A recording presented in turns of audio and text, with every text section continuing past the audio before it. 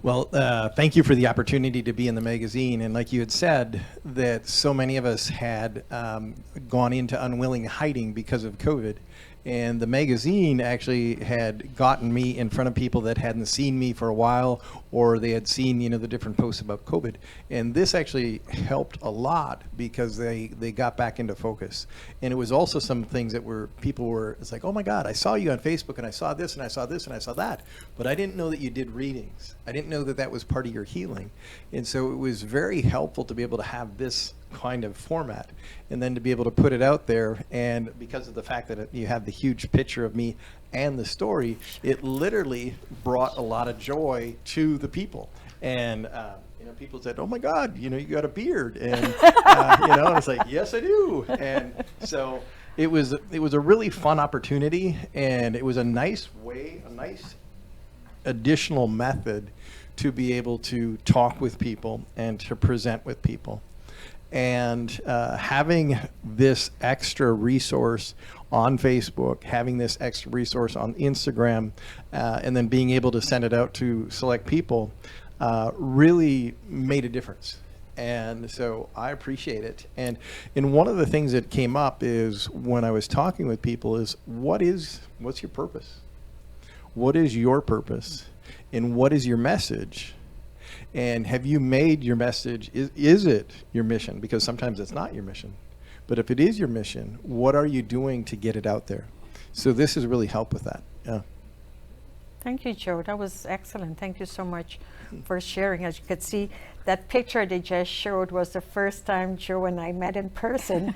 And we kind of freaked out, didn't we? But the best part was it almost felt like we were already friends, because we've been communicating for so long. Mm-hmm. And the crazy part is we don't even live that far away from each other. How crazy is that? Yeah.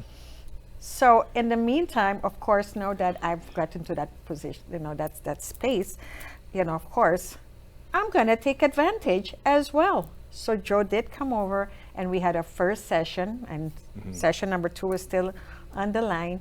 And it was, sometimes it's kind of hard to explain because each experience is different to each of us. And I'm sure you could get a little deeper into it, because my issues obviously is going to be something different to Nandini's and everyone else. So when you are working with someone, you are working with that person and the issue that they're in at that moment. What can you tell us about that?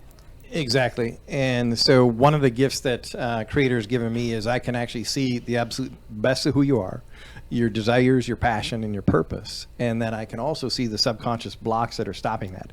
And the subconscious is this really kind of sinister little aspect, because it actually is stopping you from doing all the things that you were meant to do, the reason that you were born. And so we go through life events, and that subconscious mind is formed. And then we go through other life events that basically prove that horrible subconscious that stops us from being who we truly are.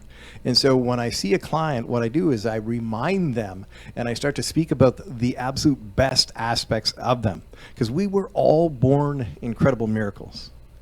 God made us incredible miracles, and yet we go through life, sit down, shut up, and behave.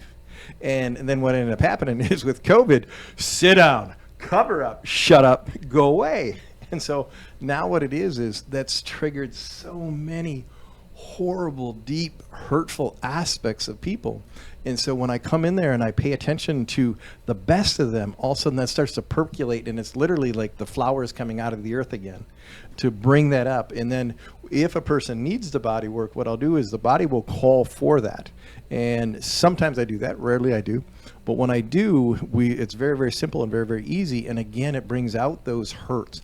It brings out those events that have stopped us from being who we are. Because in us, our body wants to be that magnificent aspect. Like Marianne Williamson talks about in Return to Love, our greatest fear isn't being insignificant. It's about our greatness. And she says it much more eloquent. But we get to live that greatness. And that's the part that I just absolutely love with the healing work and the coaching work. Ready to embark on your journey of self-discovery? Like, share, and subscribe for more inspiring content. If you're eager to delve deeper into conscious living and personal growth, Stay tuned for more videos packed with insights and practical tips. Let's connect and explore together.